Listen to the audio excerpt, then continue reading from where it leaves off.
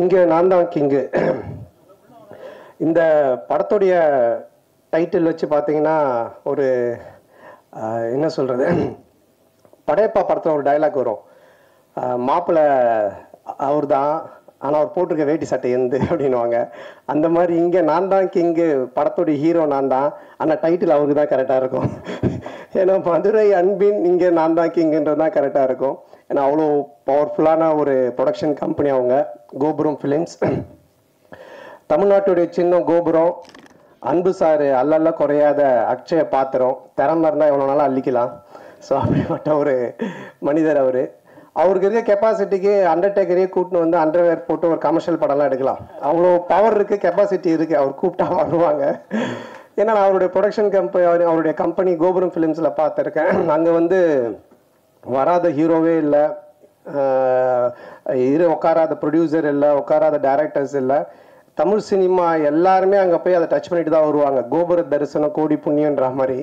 So அங்கே அந்த கம்பெனிலேருந்து என்னை வச்சு படம் பண்ணதுக்கு முதல்ல அவருக்கு என்னுடைய மனமார்ந்த நன்றி நான் தெரிவிச்சுக்கிறேன். ஆக்சுவலாக நான் வந்து காசு கேட்டு தான் போனேன் அவர்கிட்ட, அன்பு சார்கிட்ட. சார் எனக்கு கொஞ்சம் காசு வேணும் அப்படின்னு சொல்லி கேட்டு போனேன். சபாபதிக்கு அப்புறம் நாங்கள் பழக ஆரம்பித்தோம். சபாபதிக்கு முன்னாடி டிஸ்கோத் படத்துலேருந்து எங்களோட பழக்கம், ஆனால் அதிகமாக பேச மாட்டோம். அதுக்கப்புறமா சபாபதி ஃபினான்ஸ் பண்ணார். அப்புறமா ரொம்ப க்ளோஸ் ஆனோம், ஃபோனில் ஜாலியாக பேசிகிட்டு இருப்போம். அதுக்கப்புறமா நான் காசு கேட்டு போனேன். எனக்கு ரொம்ப பிடிச்சிருச்சு அவருக்கு. என்ன சந்தானம் என்ன விஷயம்னு கேட்டார். இல்லை சார் இடம் வாங்க போகிறேன், வீடு கட்ட அப்படின்னு.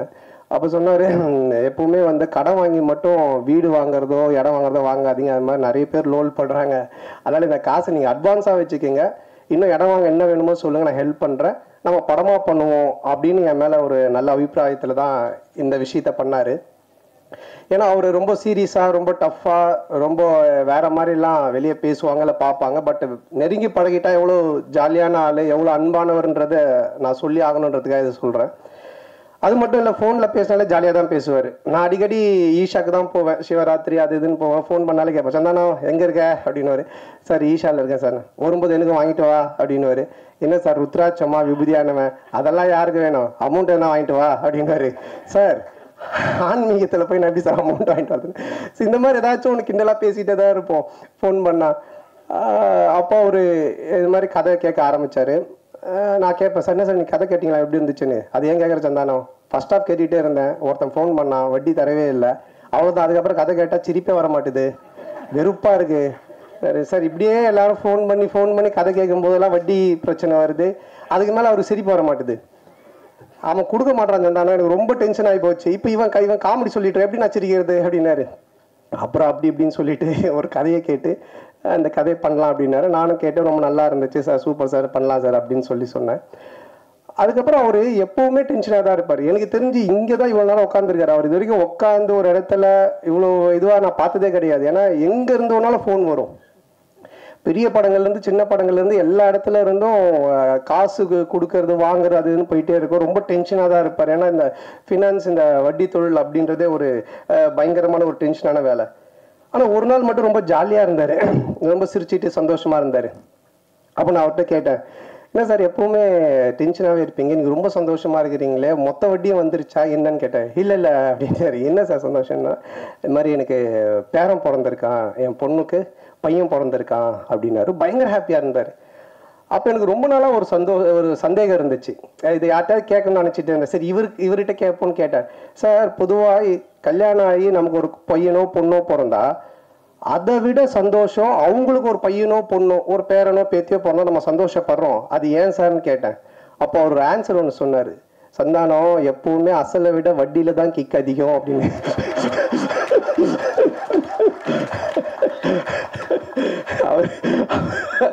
இந்த மாதிரி நிறைய போன்ல நாங்க பேசி பஞ்சஸ். அப்ப நான் நினைச்சேன், சார் இதுக்கு நீங்க தான் கரெக்டான ஆளு, உங்களை அடிச்சுக்க ஆள் கிடையாது சார் அப்படின்னு சொல்லிட்டு. ஸோ அப்படிப்பட்ட ஒரு ஜாலியான மனிதர். ஸோ அவரோட சேர்ந்து இந்த படம் பண்ண ரொம்ப சந்தோஷமா இருக்கு. ஏன்னா பண்ணும்போது அவர் சொன்னாரு, தேட்டருக்கு வர ஜனங்க படத்தை பார்த்து சிரிச்சுட்டு போன சந்தானம், காசு பணம் முக்கியம் இல்லை, அது நம்ம சம்பாரிச்சிக்கலாம் அப்படின்ட்டு ஒரு ப்ரொடியூசராக இல்லாமல், ஒரு ஃபினான்ஷியராக இல்லாமல், ஒரு தேட்டர் ஓனராக இந்த படத்தை எடுத்திருக்காரு. ஆடியன்ஸ் தேட்டருக்கு வரவங்க சிரிக்கணும், ரசிக்கணும் அப்படின்னு சொல்லிட்டு. அதே மாதிரி இந்த படமும் நல்லா வந்திருக்கு. இந்த படத்தை எடுக்கிற பொறுப்பை அவருடைய டாட்டர் சுஷ்மிதா அவங்ககிட்ட கொடுத்துருக்காரு. அவங்களுக்கு என்னுடைய வாழ்த்துக்கள். இந்த ஃபஸ்ட்டு படம் அது என்னுடைய படத்து மூலமாக அவங்க ப்ரொடியூசராக வர்றது எனக்கு ரொம்ப பெருமையாக இருக்குது. பொதுவாக வந்து நிறைய பொண்ணுங்க பார்த்தீங்கன்னா ஆன்லைனில் கண்டதையும் ஆர்டர் பண்ணி அப்பா காசை கறியாகிற பொண்ணுங்க இருப்பாங்க. ஆனால் சில பொண்ணுங்க அப்பா கொடுக்குற காசை சேர்த்து வச்சு பிரயோஜனமாக ஒன்று பண்ணுவாங்க. அதில் செகண்ட் கேட்டகரி தான் நம்ம ப்ரொடியூசர் சுஷ்மிதா. ரொம்ப பொறுப்பாக எங்கே செலவு பண்ணணும், எப்படி பண்ணணும், இதை எப்படி ப்ரொமோட் பண்ணணும், இந்த படத்தை எடுத்துகிட்டு போய் எப்படி சேர்க்கணும் அப்படின்றதுல ரொம்ப கவனமாக ரொம்ப டெடிக்கேஷனாக பண்ணுறாங்க.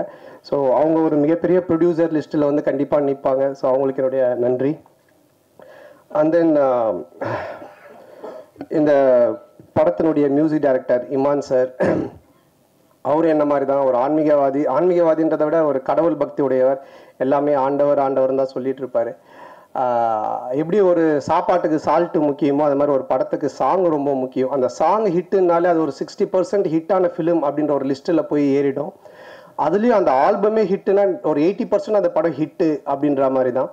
ஸோ அது மாதிரி இமான் சார் வந்து ரொம்ப அற்புதமான சாங்ஸ் போட்டு கொடுத்துருக்காரு. நான் மெலோடி ஒன்று இருக்குது அப்படின்னு சொன்னார் அன்பு சார் என்கிட்ட. அப்போ நான் கேட்டேன், சார் அதை நான் எப்படி சார் பண்ணுறது, அதெல்லாம் எனக்கு வரவே வராது சார், ஏதோ ஆடுறது அதுனா கூட பரவாயில்ல சார்னா. அப்புறம் இல்லை நீங்கள் நல்லா வரும்னு இமான் சாரும் சொன்னாங்கன்னு. இது வரைக்கும் நான் ஹீரோவாக பண்ண படங்கள்லேருந்து வேற ஒரு டைமென்ஷனில் என்னை கொண்டுட்டு போன பெருமை இமான் சாருக்கு தான் சேரும். ஸோ அவர் கொடுத்த அந்த ஒரு மியூசிக்குடைய ஒரு ஸ்ட்ரென்த்து தான் இதை என்னை ஒரு மாதிரி பண்ண வச்சுது. அதை ரொம்ப பியூட்டிஃபுல்லாக கல்யாண் மாஸ்டர் எடுத்தாங்க. மற்ற 2 சாங்கும் பாபா பாஸ்கர் சார் எடுத்தாங்க. ஸோ அவங்களுக்கு இந்த நேரத்தினுடைய நன்றியை தெரிவிச்சுக்கிறேன். அதுக்கப்புறம் இந்த படத்தினுடைய ரைட்டர், நம்ம காஸ்டியூம் பார்த்தாலே உங்களுக்கு தெரியும், இது கச்சேரி கிடைக்காத கசல் சிங்கர் மாதிரி. அதாவது அவர் ரைட்டர்னு தெரியணுன்றதுக்காக இதை எடுத்து தச்சு போட்டுட்டு அவர் பேசிகிட்டே இருக்கும்போது அன்பு சார் சொன்னார், ரொம்ப லென்த்தாக போகுது, ஜிப்பா பிடிச்சி இழியன் சந்தானம் அப்படின்னாரு. இல்லை சார் முடிச்சுட்டு, இல்லை இவர் பேசுகிற காமெடி மாதிரியே படம் இருக்குன்னு நினச்சிட போகிறாங்கன்னாரு. இல்லை ஆடியன்ஸ் தெளிவாக இருப்பாங்கன்னு. ஸோ அவர் எப்படி இந்த அவெஞ்சர்ஸ் படத்தில் தார் வந்து சுற்றியோடவே சுற்றுவார், அது மாதிரி ஒரு பெட்டியோடய தான் சுற்றுவார். ஆனால் நீங்கள் அந்த பெட்டி மிஸ்ஸிங் எங்கே சார், இங்கே வண்டியில் இருக்கா? ஓகே. அதுலேருந்து தான் அந்த ஸ்கிரிப்டு பஞ்சஸ் எல்லாத்தையும் எடுப்பார். நல்ல ரைட்டர். என்னென்னா அவர் பார்க்காத தமிழ் சினிமாக்களே கிடையாது, அவ்வளோ படங்களை பார்த்துருக்காரு. ரொம்ப நல்ல ஒரு கதையை, அற்புதமான கதையை இதில் கொடுத்துருக்காரு. அதுக்கு director Anand, India Pakistan director. அநேகமாக அடுத்தது உக்ரைன் ரஷ்யான்னு எடுப்பாருன்னு நினைக்கிறேன். அதுக்குள்ளே நாங்கள் ஒரு ஃபேமிலி சப்ஜெக்ட் ஒன்று பண்ணுங்க சொல்லி கூப்பிட்டு வந்திருக்கோம். ரொம்ப நல்லா டைரக்ட் பண்ணியிருக்காரு. இந்தியா பாகிஸ்தானில் ஒரு ஃபேமிலி, ஒரு எமோஷன்ஸ், அதில் காமெடி இருக்கும். அதே மாதிரி இதுலேயும் எனக்கு ஒரு எமோஷனும் வச்சுருக்காரு, ஒரு ஃபேமிலி ட்ராமாவும் அழகாக செட் பண்ணியிருக்காரு. அப்புறம் டிஓபி அவருடைய பிரதர் ஓம், அண்ணனும் தம்பியும் சேர்ந்து அவ்வளோ அற்புதமாக சினிமா ஃபோட்டோகிராஃபி பண்ணியிருக்காங்க. ஸோ அவருக்கும் என்னுடைய வாழ்த்துக்கள். அதுக்கப்புறம் ஆல் டெக்னீஷியன்ஸ், இதில் நடித்த இதில் பண்ண டான்ஸ் மாஸ்டர், ஃபைட் மாஸ்டர், எல்லா technicians, writers, lyric writers, editor எல்லாருக்குமே சேர்த்து மொத்தமாக என்னுடைய நன்றியை தெரிவிச்சுக்கிறேன். ஏன்னா ஆல்ரெடி ரொம்ப லென்த்தாக போயிட்டுருக்கு. அதுக்கப்புறம் இந்த படத்தினுடைய கேரக்டர் பண்ணியிருக்க தம்பி ராமையா சார். தம்பி ராமையா சார் மாதிரி ஒரு இன்டெலிஜென்ட்டான காமெடின்னு நீங்கள் பார்க்கவே முடியாது. நான் வந்து ஒரு குறிப்பிட்ட சில காமெடியன்ஸ் மட்டும்தான் சொல்லுவேன். ரொம்ப புக்ஸ் படிப்பாங்க, ரொம்ப இன்டெலிஜென்ட்டாக இருப்பாங்க, அவங்களுக்கு எல்லாமே தெரியும். ஆனால் படத்தில் கோமாளித்தனமாக ஒன்று பண்ணுவாங்க. ஸோ அந்த மாதிரி தம்பி ராமையா சார் வெரி இன்டெலிஜென்ட். அவர் நிறைய படிச்சிருக்காரு, நிறைய விஷயங்கள் தெரியும்.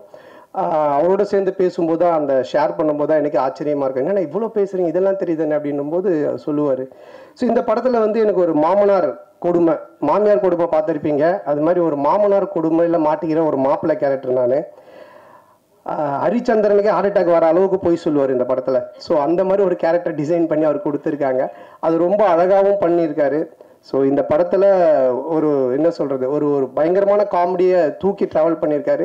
இனிமே இப்படி தானுக்கு அப்புறம் எனக்கே ஒரு இது இருந்துச்சு, எனக்கும் தம்பி சாருக்கும் ஒரு நல்ல காம்போ இல்லையே, இனிமே இப்படி தான் மாதிரி ஒன்று ஒர்க் பண்ணணுன்ட்டு. அது ஆனந்த் இந்த படத்தில் ரைட்டர் சேர்ந்து எனக்கு அழகாக செட் பண்ணி கொடுத்தாங்க. அது நல்லா காமெடியும் ஒர்க் ஆகிருக்கு. ஸோ அவருக்கும் என்னுடைய நன்றி தெரிவிச்சுக்கிறேன். அப்புறம் மச்சான் கேரக்டர் பாலான்னு, ஒரு இரிட்டேட்டிங்கான மச்சான், வீட்டை விட்டு எப்படா அவன் போவான்ற மாதிரி ஒரு கேரக்டரு. அதுக்கப்புறமா ஹீரோயின் நம்ம சேலத்து பொண்ணு. அவங்க ஃபர்ஸ்ட் ஸ்டார்டிங்ல எனக்கு தெரியாது, ஏதோ பாம்பேலேருந்து தான் கூப்பிட்டு வந்திருக்காங்கன்னு நினச்சேன். நான் சரியாக பேசலானால இங்கிலீஷில் பேசிகிட்டு இருந்தேன். அப்புறம் தான் அவங்க சொன்னாங்க, சார் நான் சேலம் சார், நம்ம சேலத்து பொண்ணு சார்னாங்க. அவங்க ரொம்ப அற்புதமாக நடிச்சிருக்காங்க.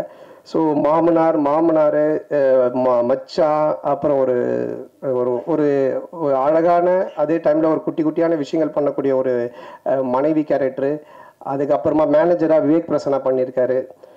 ஸோ இவங்க எல்லாருமே அதில் இருக்காங்க. அதுக்கப்புறம் என்னுடைய படம்னாலே ஒரு ஃபேமிலி காம்போ பேக்குன்னுவாங்க. இந்த பர்கர் பீஸாலாம் வாங்கினா கூல்ட்ரிங்க்ஸு ஃப்ரெஞ்சு ஃப்ரைஸ் இதெல்லாம் தருவாங்க ஃப்ரீயாக. அந்த மாதிரி என்னுடைய படம் அப்படின்னு சொன்னாலே மாறன், சேசு, கூல் சுரேஷ், முனிஷ்காந்த் இப்படி எல்லாருமே இருப்பாங்க, ஆண்டனி, மனோபாலா எல்லாருமே. ஸோ அவங்க எல்லாருமே இதில் இருக்காங்க. அவங்களுக்கும் சரியான ஒரு கேரக்டர் எழுதி காமெடி பண்ணியிருக்காங்க. அப்புறம் கூல் சுரேஷ் யார் அவனை தடுக்குது வளர்ச்சியை, அது யாருங்க? நான் 2 பேர் அவனை விட்டுருங்க, நீங்கள் தடுக்க பாருங்க. சொந்தமாக கட்சியெல்லாம் ஆரம்பிச்சிட்டான். அவனை ஃப்ரீயாக விட்டாலே அப்படியே இருப்பான். நீங்கள் தடுக்க தான் எதனா ஒன்று பண்ணிட்டு இருப்பான். ஸோ அவன் என்னுடைய படங்கள் எல்லாத்துலேயுமே இருப்பான், அவனுடைய நண்பன். ஸோ இதுலேயும் நல்லா பண்ணியிருக்கான். அதுக்கப்புறமா கட்ட குஸ்தி டைரக்டர் செல்லா, அவருக்கும் இந்த நேரத்திலுடைய மனமார்ந்த நன்றி. ஒரு ஹிட் படம் கொடுத்துட்டு, காமெடி ஜானர் படம் கொடுத்துட்டு, இதுலேயும் டிஸ்கஷனில் உட்காந்து நிறைய காமெடி சீன்ஸுக்கெலாம் ஒர்க் அவுட் பண்ணி கொடுத்தாரு. ஸோ அவருக்கு என்னோட மனமார்ந்த நன்றி. அப்புறம் இந்த படத்தில் ஒர்க் பண்ண அனில், மலையன் கோபி, செந்தில் சார் மற்றும் அந்த டீம், ப்ரொடக்ஷன் டீம் எல்லாருக்குமே என்னுடைய மனமார்ந்த நன்றி தெரிவிச்சுக்கிறேன். இப்போல்லாம் நீங்கள் பார்த்தீங்கன்னா, இப்போ இந்த படமே பார்த்தீங்கன்னா 90s கிட்ஸை பேஸ் பண்ணி தான் எடுத்திருக்கோம். என்ன விஷயம் அப்படின்றத நீங்கள் பார்த்தீங்கன்னா, உலகத்திலே 2 பிரச்சனை உள்ள ஆளுங்க தான் இருக்காங்க. ஒன்று, ஏன்டா கல்யாணம் பண்ணோம் அப்படின்னு வாழ்கிற ஒரு குரூப்பு, எப்படா எங்களுக்கு கல்யாணம் ஆகும் அப்படின்னு வாழ்கிற ஒரு குரூப்பு. இந்த 2 பேருடைய மனநிலையை பேஸாக வச்சு இதில் காமெடி பண்ணி தான் இந்த படமே எடுத்திருக்கோம். ஸோ இன்றைக்கி ரொம்ப கன்ஃபியூஷனாக தான் இருக்காங்க யங்ஸ்டர்ஸ் எல்லாருமே. அப்துல் கலாம் ஐயா சொன்னாங்க கனவு காணுங்க அப்படின்னு. ஆனால் இன்றைக்கி இருக்க பசங்க ட்ரீமை பற்றி எங்கே யோசிக்கிறாங்க? ட்ரீம் 11 எந்த டீமு காசு கட்டினா காசு வருன்றதை பற்றி தான் அதிகமாக யோசிச்சுன்னு இருக்கானுங்க. ஸோ அதுக்கப்புறமா வாழ்க்கையோட ஸ்டேட்டஸை பற்றியே யோசிக்கிறதில்ல. வாட்ஸ்அப்பில் என்ன ஸ்டேட்டஸ் போட்டால் நம்ம கெத்தாக இருக்குன்னு தான் யோசிச்சுட்டு இருக்காங்க. ஸோ இப்படிப்பட்ட ஒரு மனநிலையில் இன்றைக்கி இருக்க ஒரு சுச்சுவேஷனில் இருக்கிற ஒரு 90s கிட்ஸ் ஆகட்டும், இல்லை 2K கிட்ஸ் ஆகட்டும், இவங்களோட லைஃப் ஸ்டைல் எப்படி இருக்கும் அப்படின்ற ஒரு பேஸ் தான் இந்த படத்தினுடைய கதையே. ஸோ இதை ஒரு ஃபேமிலி ட்ராமாவாக ரொம்ப அற்புதமாக பண்ணியிருக்கோம். நிச்சயமாக 2 hours நீங்கள் தேட்டரில் வந்து படம் பார்க்கும்போது போர் அடிக்காது. இப்படி ஒரு குடும்பமா அப்படின்னு நீங்கள் பார்த்து சிரிக்கிற மாதிரி தான் இந்த படம் இருக்கும். ஸோ இந்த படத்தை May 10th அன்னைக்கு தேட்டரில் வந்து ஃபேமிலியோடு பார்த்து ஜாலியாக என்ஜாய் பண்ணுங்கள். 2 hours டெஃபினட்டாக சிரித்து என்ஜாய் பண்ணுவீங்க, அதில் எந்த டவுட்டுமே இல்லை. ஹாரர் ட்ராமா பண்ணியிருக்கேன், Vadakkupatti Ramasamy social drama, first time family drama. ஒரு மேரேஜான ஒருத்தன், ஒரு மாமனார், மச்சான், ஒய்ஃபு, மேனேஜர், இந்த டார்ச்சரில் அவன் என்ன மாதிரிலாம் வாழ்கிறான் அப்படின்றது எனக்கே ஒரு புதுசான ஒரு விஷயந்தான். ஸோ லாஜிக்கை மறந்துட்டு மேஜிக் தான். வந்து 2 hours நல்லா சிரிக்கலாம், வந்து பார்த்துட்டு என்ஜாய் பண்ணுங்கள். அப்புறம் இந்த எல்லா படத்துக்கும் எனக்கு தொடர்ந்து சப்போர்ட் பண்ணிகிட்டு இருக்கிற பத்திரிகை ஊடக நண்பர்கள் மற்றும் என் உயிரினும் மேலான என் அன்பு சொந்தங்களாகிய ரசிகர் மன்றங்கள் வச்சிருக்க அனைவருக்கும், MKS குமரல் அவர்களுக்கும் இந்த நேரத்தோட மனமார்ந்த நன்றி. மற்றும் என்னோடய டீம் முருகன், ஆனந்த், சேது, குணா மாம்ஸ், விஜய், சுந்தர், ரமேஷ், ராஜ், பரத், கிஷோர், அப்புறம் என்னுடைய makeup artist Kushi and hair stylist Gagan and Mahesh, Ilango, Bharath, Ashok, Anand, வாசண்ணா எல்லாருக்கும் இந்த நேரத்தோட மனமார்ந்த நன்றி தெரிவிச்சுக்கிறேன். ரொம்ப நன்றி. தேங்க்யூ. தேங்க்ஸ்.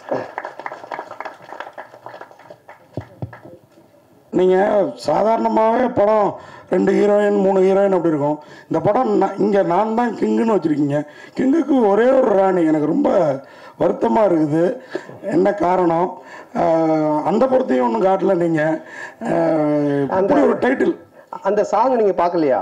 இல்லை, 2-3 பேர் வராங்க, ஆனால் ஹீரோயின் ஒருத்தங்க தானே. இல்லை, இந்த சாங் பார்க்கல நீங்கள். மாயோனே உங்களுக்காக தான் எல்லா படத்தையும் இதே கேள்வி கேட்குறீங்க. நம்ம தேவராஜ் அண்ணன் வந்து அப்படியே மீனாட்சி சார் மேலே தலையை வச்சு சாஞ்சிட்டார் அந்த பாட்டில்.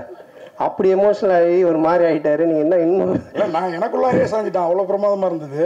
2-3 ஹீரோயினை போட்டு எடுக்கலாம். யார் காசு போடுறது? ப்ரொடியூசரு. இதுக்கப்புறம் அந்த மாதிரி கதை அமைச்சா கண்டிப்பாக எடுக்கலாம். அப்புறம் நீங்கள் வந்து ஒரு காமெடியானா ஜோக்கராக இருந்துட்டு இன்னைக்கு நான் தான் கிங்கு அப்படிங்கிற அளவுக்கு வளர்ந்துருக்கீங்க. இந்த வளர்ச்சி இந்த அஜித் பில்லாவிலேயே சொல்லுவார், நான் ஒரு இதாக பார்த்து செதுக்கி வளர்ந்தேன் அப்படின்ட்டு. அந்த மாதிரி நீங்களாக வளர்ந்ததா இல்லை உங்கள் டீம்? ஏன்னா அது உங்கள் டீமில் இந்த மாறன், சேசு எல்லாரும் ரொம்ப ஃபேமஸாக இந்த கதை தயாரிக்கிறது, காமெடிகள் சீன்ஸ், அதை எப்படி இல்லை? எல்லாருமே தான். நம்ம ஒரு விஷயம் எதை பற்றி பேசினாலுமே, இப்போ நீங்கள் ஒரு ராமாயணம் எடுத்துக்கிட்டா கூட ராமர் அப்படின்றவரை நம்ம பயங்கரமாக பார்க்குறோன்னா அதில் சுற்றி இருக்கிற ஹனுமன், விபீஷணன் எல்லா கேரக்டருமே அந்த ராமர் அப்படி போர்ட்ரேட் பண்ணுவாங்க. அந்த மாதிரி ஒரு லைஃப்பில் யார் முன்னுக்கு வந்தாலுமே அவங்கள சுற்றி இருக்கிறவங்க எல்லாருமே சப்போர்ட் பண்ணி அவங்க மனசார அதை வாழ்த்தி அவங்க சப்போர்ட் பண்ணால் மட்டும்தான் அந்த கேரக்டர் ஜெயிக்க முடியும். அதனால் என்னால் மட்டுமே கிடையாது, என்னுடைய டீம் ப்ளஸ் என்னுடைய ப்ரொடியூசர்ஸ், டைரக்டர்ஸ் எல்லாருக்குமே அது போய் சேரும். சந்தானம் சார், மாமனாரை வந்து அப்பா மாதிரி அப்படிம்பாங்க. இந்த படத்தில் நீங்கள் அவன் இவன் காட்டு மிராண்டி ஏதோ பேட் ஸ்மெல் அப்படிலாம் கலாச்சிருக்கீங்களே, இந்த மாதிரிலாம் கலாச்சா வீட்டிலலாம் எவ்வளோ இதாக இருக்கும்? இல்லை, இந்த மாதிரி மாமனார் இருக்கிறவங்களாம் கைத்தட்டி ரசிப்பாங்க. ஏன்னா நீங்கள் இந்த படத்தில் மாமனாரை பார்த்தீங்கன்னா தான் தெரியும். ஃபஸ்ட்டு நானும் மாமனார் அப்படின்னா தான் பேசிகிட்டு இருப்பேன். அப்புறம் பண்ண தான் அது வந்து அந்த கேரக்டருக்கான ஒரு மரியாதை தான் அது. சார் அண்ணா, நான் தான் கிங்கு சினிமாவில் இருக்கிறவங்களுக்காக சொல்கிறீங்களா, இல்லை ஃப்யூச்சரில் அரசியலுக்கு வர போகிறீங்களா? அதை ஒட்டி இந்த டைட்டிலில் வந்துட்டு நீங்கள் ஓகே பண்ணீங்களா? இது எப்படி பதில் சொன்னாலும் மாட்டிக்கிற மாதிரி தான் இருக்கும். அரசியல் வர சொன்னாலும் தப்பாக தான் இருக்கும், சினிமா சொல்கிறோம். இப்போ அது ஒரு ஹிட்டான ஒரு டைலாக், அது ரஜினி சார் சொல்லி ஹிட்டான டைலாக்கு. அது அன்பு சார் வந்து இது நல்லா இருக்கு, அதுவும் இந்த கதை மூலமாக கடைசியில் அந்த ஹீரோ பண்ணுற விஷயம் நல்லா இருக்குன்றதுக்காக வச்சது. மற்றபடி இது மற்ற பொது சினிமாவுக்காகவோ இல்லை அரசியலுக்காகலாம் கிடையாதுண்ணா. சார் அதே மாதிரி இந்த டயலாக் ஒன்று வருது இல்லை, இங்கே வந்து நடிகர் சங்க கட்டடம் கட்டிட்டு தான் விஷால் கல்யாணம் பண்ணிக்கிற மாதிரி சிங்கிளாக சுத்த நான் சிம்பும் இல்லை. இது வேறு அதே மாதிரி இந்த நெட்ஃப்ளிக்ஸில் இவ்வளோ பிரமாதமாக கல்யாணம் பண்ணுவீங்கன்னா நெட்ஃப்ளிக்ஸில் போட்டுடலாமே அப்படின்னு. இது எல்லாமே இங்கே இருக்கிறவங்கள நீங்கள் தாக்குறோம். இதை வேறு யாராவது பண்ணால் வருத்தம் ஏற்படும். நீங்கள் பண்ணால் நாங்களும் ரசிக்கிறோம், சம்மந்தப்பட்ட அவங்களும் ரசிக்கிறோம். இது இப்படி ரசனையாக இருக்குங்கிறத எப்படி யோசிக்கிறீங்க? அதான் அது ரசனையாக இருக்குது, இது ஏன் பிரச்சனை ஆகக்கூடாதுன்னு இதை கேட்டு இருக்கிறீங்க. அடுத்தது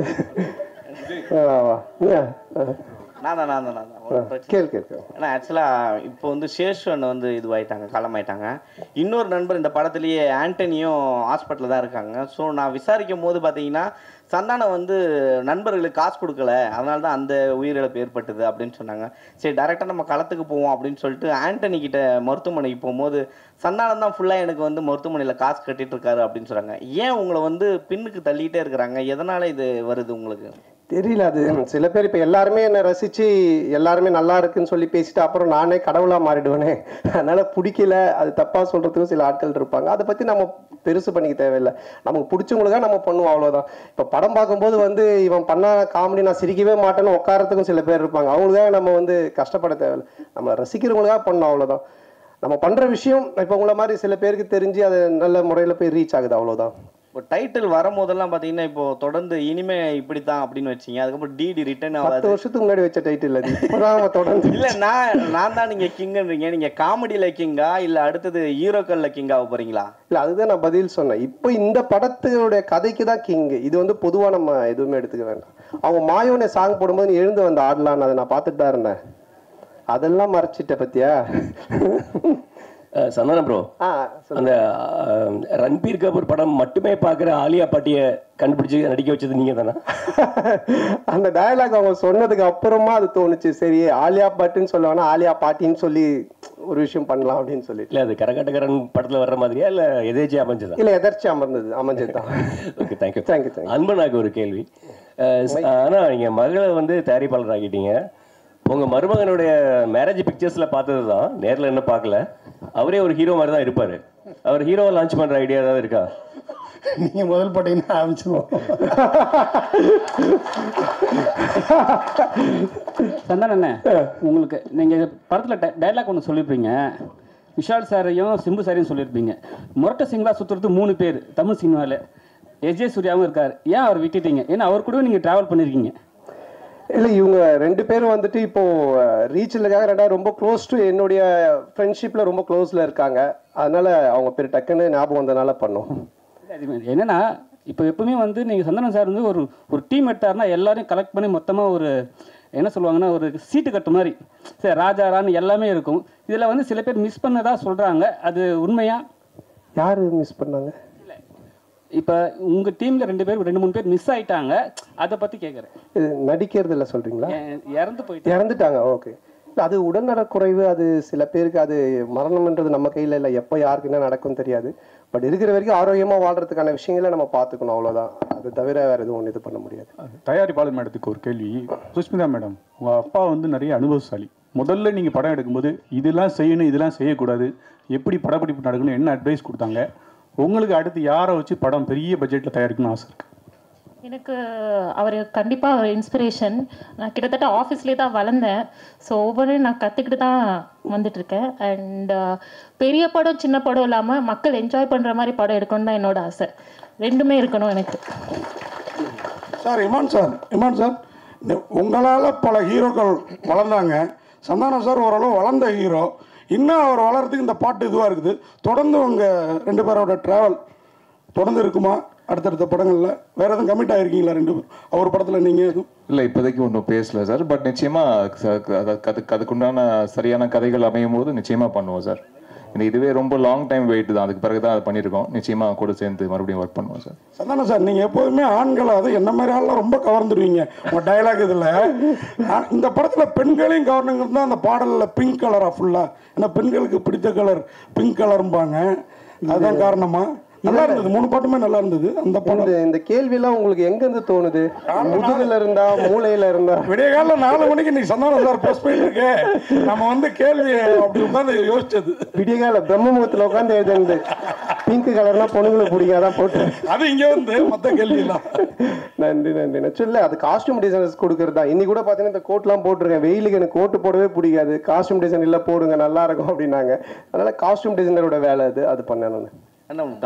கானா பாட்டுனா நீங்கள் வந்து கலக்குவீங்க. டான்ஸ் கின்ஸ்லாம் பர்ஃபார்மன்ஸ் இப்போ ஹெவி ஆகிடுச்சு. இப்போ ரொமான்டிக் வரும்போது எந்த மாதிரியான இதெல்லாம் எஃபெக்ட்லாம் எடுத்தீங்க? அந்த மூடு அதான் ரொம்ப கஷ்டமாக இருந்துச்சு ஃபஸ்ட்டு எனக்கு அது வரவே இல்லை. நான் சாங்கே சார்ட்டு சொன்னேன். சார் ரிமான் சார் என்ன சார்னு அன்பு சார்ட்டே சொன்னேன். அன்பு சார் தான் சொன்னாங்க இல்லை ஒரு சாங் இது மாதிரி பண்ணலாம் அப்படின்ட்டு. அதுக்கப்புறமா கல்யாண் மாஸ்டர் தான் பண்ணாங்க. அது ஃபஸ்ட்டு எனக்கு ஒரு மாதிரி என்னை அப்படியே ரஃப்பாக நடக்க வச்சு தான் எடுத்தாங்க. நீங்கள் முறைச்சிக்கிட்டே நடங்க, நீங்கள் எதுவும் பார்க்க வேண்டாம் அப்படின்னு தான் எடுத்தாங்க. அப்புறம் அது கொஞ்சம் இன்க்ரீஸ் ஆகி ஒரு மாதிரி அப்படி எடுத்துட்டாரு. அது வந்து கண்டிப்பாக கல்யாண் மாஸ்டர் தான் அதை சொல்லணும். ஏன்னா எனக்கு அது பிடிக்கவே பிடிக்காது, இந்த ரொமான்டிக்காக பார்க்கறது, அப்படியே ஃபீல் பண்ணுறது, எட்டி பார்க்கறது இதெல்லாம். பட் இந்த பாட்டில் அதை அப்படியே கொண்டு வந்தாங்க. அது இப்போ பார்க்கும்போது அந்த மியூசிக்கு சாருடைய அந்த மேஜிக்கில் பார்க்கும்போது அது பயங்கரமாக இருக்குது. ஸோ அதனால் அது ஒரு மியூசிக் மேஜிக் தான் அது. இல்லை உங்கள் மேடையில் எப்பயுமே கூல் சுரேஷ் வந்து அடிக்கடி இருப்பார். உங்கள் படத்தை வந்து ஃப்ரீயாக ப்ரமோஷன் பண்ணுவேன்னு சொன்னார். இதுக்கு முன்னாடி ஏதாவது காசு கொடுத்தீங்களா? இல்லை சிங்கப்பூருக்கு நீங்களே காசு போட்டு அனுப்பி விட்ருவீங்களா? இல்லை இப்போ அவனை பற்றி பேச சொல்லி அவன் தானே உனக்கு சொன்னான். சம்பந்தமே இல்லாமல் திடீர்னு சந்தானம் சார் நேத்தி ஸ்டார் படத்தோட ப்ரெஸ் மீட் அங்கே வந்து கவின் பேசுகிறப்போ அந்த படத்தோட ட்ரெய்லரும் நல்லா ரீச் ஆகிருக்குது. அங்கே ப்ரெஸ் மீட்டில் நாங்கள் கேட்டப்போ உங்களுக்கு இந்த பெண் வேஷம் யார் ரோல் மாடல்ங்கிற மாதிரி ஒரு நிருபர் கேட்டார். அப்போ அவர் சொன்னார் கரீனா சோப்ரா அப்படின்னு சொல்லிட்டு. நீங்கள் ஆனால் அதுக்கப்புறம் பெண் வேஷமே போடல. எனக்கு தெரிஞ்சு ஆனழகன் பிரசாந்துக்கு அப்புறம் அந்த கரீனா சோப்ரா நிறைய பேர் பெண் வேடம் கேட்டு நம்ம ஹீரோக்கள் எல்லாம் போட்டு ரொம்ப ரீச் ஆனது. ஏன் அதுக்கப்புறம் அதை பண்ணல? உங்களுக்கு ரொம்ப ஆப்டாக இருக்கும். பண்ணுறேன் நான் கண்டிப்பாக. கதை அமையணும் இல்லை சார். கதை அமைஞ்சாதான் கரெக்டாக பண்ண முடியும். ஏதாச்சும் ஒரு லேடி கேட்டப்பில் ஒரு கதை ஏதாச்சும் வந்தால் கண்டிப்பாக டெஃபினட்டாக பண்ணுறேன். ஹீரோயின் மேடம் உங்களுக்கு ஒரு கேள்வி அண்ணன் கேட்டுறாரு. அந்த மைக்கை கையில் போட்டு கட்டினா இருக்கும். அவர் யாருக்குமே தர மாட்டேங்குது. ஒளிச்செல்லாம் வச்சுட்டு பேசிட்டு மேடம். இல்லை எல்லாரையும் கேட்கணும்ல, வச்சுக்கிறீங்க. இதே சரி எனக்கு நடந்தது. அதனால தான் இப்போ ஹீரோயின் மேடம் நீங்கள் சொன்னீங்க சந்தானா சார் ஃபர்ஸ்ட் இங்கிலீஷில் பேசிட்டு இருந்தார், அப்புறம் ஒரு வாரம் கழிச்சு தமிழில் என்னையும் கலாய்க்கார். அவர் கலாய்ச்சதில் என்ன பயங்கரமாக பங்கமாக இருந்தது. அது மட்டும் இல்லை, ஆக்சுவலாக அந்த மால் சாங்கில் வந்து ஒரு விக் ஒன்று வச்சுருந்தோம். அந்த விக் வந்து ரொம்ப அன்கம்ஃபர்டபுளாக இருந்தது. அதில் வந்து நான் ஆக்சுவலாக அதில் ஏதாவது க்யூட்டாக பண்ண சொல்லி கேட்டிருந்தாங்க. சரி, நான் கான்ஃபிடென்ஸை வரவழிச்சு நான் அப்படியே செட்டுக்கு வரேன். சரி, நம்ம க்யூட்டாக தான் இருக்கும், அந்த விக்கில் கேவலமாலாம் இல்லை அப்படின்னு நினச்சிட்டு நான் வந்தேன். சார் வந்தோடனே நல்லா அமெரிக்கன் பிச்சைக்காரி மாதிரியே இருக்கு அப்படின்னு. அது வந்து இருந்த கொஞ்சம் கான்ஃபிடென்ஸும் காலி ஆயிடுச்சு. இல்லை, அது ஆக்சுவலாக ஒரு பார்பி டால் ஒரு லுக்கு ஒரு ஃபீல் ஒன்று பண்ணாங்க. இவங்க இஷ்டத்தை கட் பண்ணிட்டாங்க. கட் பண்ணி கண்ணாமண்ணான்னு வச்சு கொண்டு வந்தாங்க. அதனால் இது பண்ணோம். ஆனால் அது மாதிரி தான் வேணும், ஒரு டிஃப்ரெண்ட்டான லுக்கில் வந்து பண்ணுற மாதிரி. சந்தானம் சார், இன்றைக்கி அவங்க ஒரு 3 வருஷத்துக்கு முன்னாடி உங்களுக்கு வந்து அனுஷ்கா மேலே தான் ஒரு ஆசை, அவங்களோட நடிக்கணும்னு சொல்லியிருந்தீங்க. நீங்கள் அனுஷ்காவோட நடிக்கணும் ஆசை சொல்லுங்கண்ணே. நீங்க மாத்தி அனுஷ்கா மேல ஆசை அப்புறமா நடிக்கணும் சொல்றீங்க. அவங்களோட வந்து ஜோடி ரொம்ப நேரம் யோசிச்சிருந்தீங்களே இந்த கேள்வி. நீங்க சொன்னது இது. அப்போ நான் கேள்வி கேட்டப்ப சொன்னீங்க அனுஷ்கா மேல ஆசை நடிக்கணும், அவங்களோட நடிக்கணும்னு. ஓகே ஓகே, நாம அந்த ஆசை இன்னும் நிறைவேறல. அது ஏன் உங்களுக்கு? இல்லை என்னன்னா நடிச்சிருக்கேன். அனுஷ்காவோட வந்துட்டு 2 படம் தெய்வ திருமல் நடிச்சிருக்கேன். அப்புறம் அவங்களோட ஃபஸ்ட்டு படமே 2 நான் தான் நடித்தேன். பட் ஹீரோயினாக என்ன கேட்டிருப்பாங்க, அதனால் அவங்களோட நடிக்கணும்னு சொல்லியிருப்பேன். கதை அமையணும்னா கதை அமையணும், அந்த கேரக்டர் கிடைக்கணும், இது எல்லாமே இது பண்ணணும். ஸோ அது கதை தானே எல்லாமே. நம்ம திடீர்னு நடிக்கணும்னு சொல்லி கூப்பிட்டு நடிக்க வைக்க முடியாது இல்லைங்களா? சந்தானம் சார், ஆன்மீகத்தில் நீங்கள் நல்ல வெளிப்படையாக சொல்லுவீங்க. நிறைய பேர் சாமி கும்பிடுவாங்க, வெளியே சொல்ல மாட்டாங்க. நான் ஆன்மீகவாதி, நான் கோயிலுக்கு போகிற நல்லா சொல்லுவீங்க. உங்கள் லைஃப்பில் ஆன்மீகம் வந்து எந்த அளவுக்கு லைஃப்பை பண்படுத்துது? அப்புறம் இன்னொன்று முக்கியமாக, ஈசா போனேன், அவர் வந்து பணம் கேட்டார்னாரு, வாங்கி கொடுத்தீங்களா இல்லையா? அது சும்மா காமெடி சொன்னது. இதை நீங்கள் தம்னைலாம் போட்டு விட்டுறாதீங்க. அப்புறம் சத்குருட்டு ஃபோன் வரேன், ஏன்டா என்னை பற்றியெல்லாம் பேசிட்டு இருக்காடின்ட்டு. இல்லை அது வந்து ஆன்மீகம் வந்து எப்போவுமே ஒரு என்ன சொல்கிறது, ஒரு பேஸ் வேணும் நமக்கு. ஒரு ஒரு ஒழுக்கத்துக்காகட்டும், இல்லை நம்ம செய்கிற வேலையில் ஒரு டெடிக்கேஷனாக இருக்கிறதுக்காகட்டும், எதுவாக இருந்தாலுமே. எனக்கு தெரிஞ்சு நீங்கள் என்னுடைய ப்ரெஸ் மீட், என்னுடைய படம் எல்லாமே பார்த்துருக்கீங்க, வந்திருக்கீங்க, பேசியிருக்கீங்க. சந்தோஷமாக இருப்போம், ஜாலியாக இருப்போம். படமும் அது மாதிரி தான் நான் எடுக்கிறேன். இதுதானே ஒரு மனுஷனுக்கு வேணும். எப்பவுமே ஏதோ ஒன்று யோசிச்சு நகத்தை கடிச்சின்னு சிந்திச்சுக்கிட்டு சோகமாக இருந்துக்கிட்டு பேசும்போது ஏதோ ஒன்று பண்ணிட்டு இல்லாமல் சந்தோஷமாக இருக்கும்ல. இப்போ கொஞ்ச நேரம் இங்கே 1/2 மணி நேரம் பேசலாம், எல்லாம் சிரிச்சு சந்தோஷமாக இருக்கும். இதுதானே பேஸ். அது வந்து எனக்கு ஆன்மீகத்தில் நல்லா கிடைக்குதுன்னு தான் தோணுச்சு. அதனால் அதை நான் சொல்லிட்டு இருக்கேன். நான் ஆன்மீகவாதி, கடவுள் கும்பிட்றவன் அப்படின்ட்டு. சார், நான் தான் கிங்கு அப்படின்னு சொல்கிறப்போ நான் தான் கிங்குன்னு ஃபீல் ஆகுது.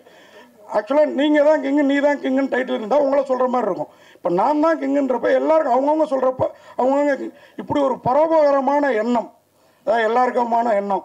அதனால தான் அன்புச்செழியன் சாரும் வந்து அவங்க பொண்ணை இந்த படத்தில் வந்து ப்ரொடியூசராக இன்ட்ரடியூஸ் பண்ணாங்களா, அவங்களும் நான் தான் கிங்கு அப்படிங்கிற எண்ணத்தில். ஆமாம், இது நம்ம படம் பார்த்து ஒரு ரிவ்யூ சொல்கிறாங்கல்ல, அவங்களும் நான் தான் கிங், அவங்க சொல்கிற ரிவ்யூ வச்சுதான். அந்த மாதிரி ஒரு எல்லாருமே அவங்க தொழிலில் சொல்கிறத. இப்போ இவர் சொல்ல 2 தடவை நான் தாங்க கிங் அப்படின்னு, அந்த மாதிரி தான் அது. வாங்கிட்டீங்களா? ஆமாம், மைக்கு கீழே ஒழிச்சு வச்சு வாங்கிட்டீங்க. நன்றியா, முடிஞ்சிச்சா? அனைவருக்கும் நன்றி, வணக்கம்.